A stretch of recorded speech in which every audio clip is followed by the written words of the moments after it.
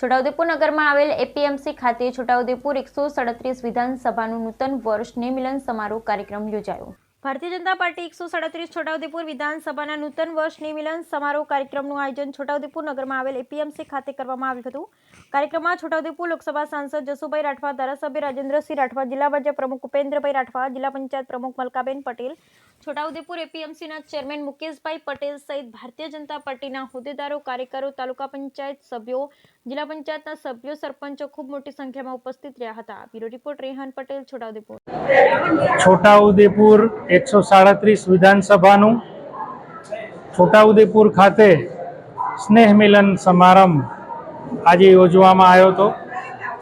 તેમાં મુખ્ય આગેવાનોમાં અમારા છોટાઉદેપુરના લોકપ્રિય સાંસદ આદરણીય જસુભાઈ રાઠવા સાહેબ, જિલ્લા ભાજપા અધ્યક્ષ ઉપેન્દ્રભાઈ, મહામંત્રીશ્રીઓ, માજી ધારાસભ્યો, જિલ્લા પંચાયતના સભ્યશ્રીઓ, જિલ્લા પંચાયતના પ્રમુખ શ્રીમતી મલકાબેન,